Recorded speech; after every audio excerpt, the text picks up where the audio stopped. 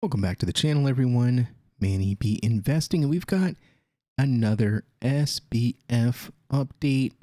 FTX ousted CEO, currently under investigation for fraud, stealing user funds, using them for personal gain, real estate investment, bad trades, bad loans.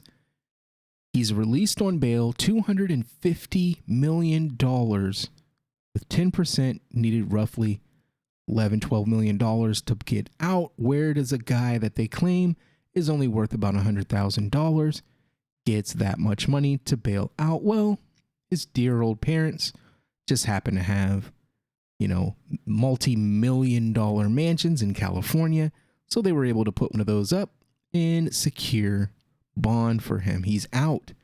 And you would think someone who is involved in probably the largest Ponzi scheme ever would have some conditions on his bail, such as no internet access, no ability to trade, no crypto trading, things like that. Very basic things. No computer access, no internet access.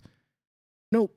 He gets out and he's just tweeting about his case, tweeting to the public. He just can't help himself, it seems. This seems like the US government might be okay with this because he's sinking himself with every sentence he types. Let's take a look at the article and see what he's talking about. None of these are me.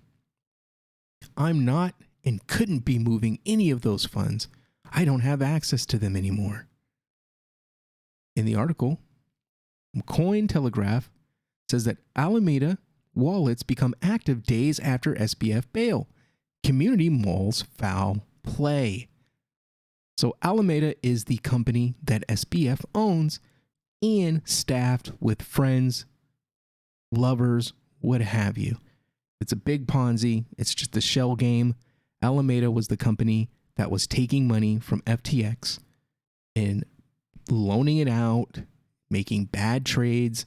I think they hedged Ethereum and it tanked, and that's where all the start of this came from. A recent movement of funds from Alameda wallets just days after Sam Bankman-Fried was released on bail raised many eyebrows about the timing. The crypto wallet associated with now bankrupt trading firm Alameda Research, the sister company of FTX, were seen transferring out funds just days after the former CEO, Sam Bankman-Fried, was released on a $250 million bond.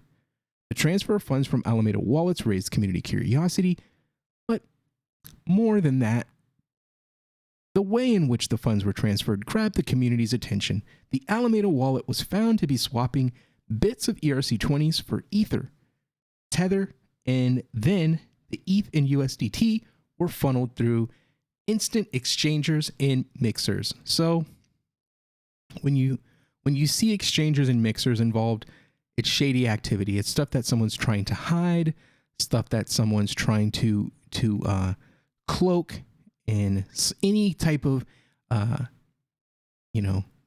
anonymity that is possible with open ledgers. So it's shady business, shady practices. For example, a wallet address that starts with 0x64E9 received over 600 ETH from the wallet that belongs to Alameda.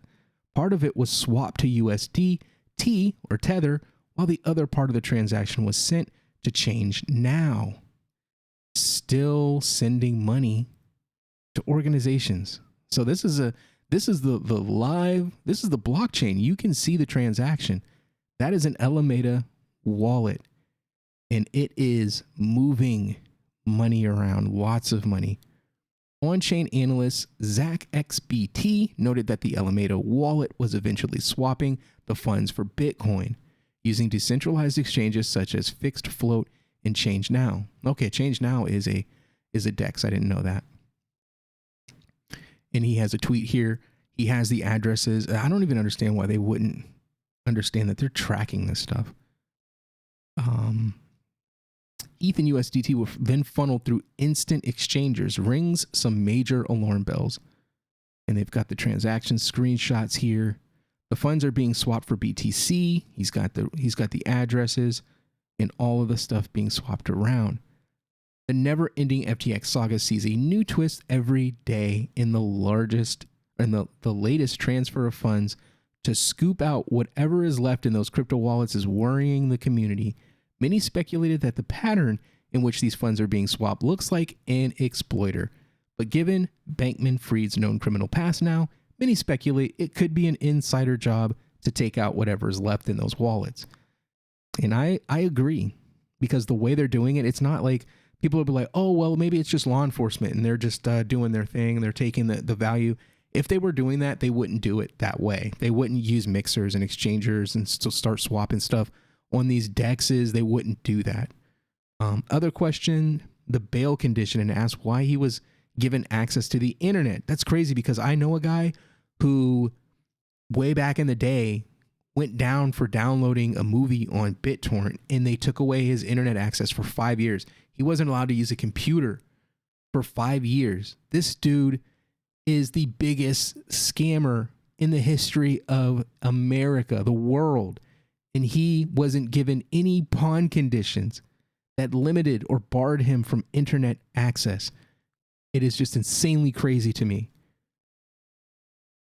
One user wrote that the former CEO was desperately trying to funnel money out, adding, why did his bail condition include no computer internet access?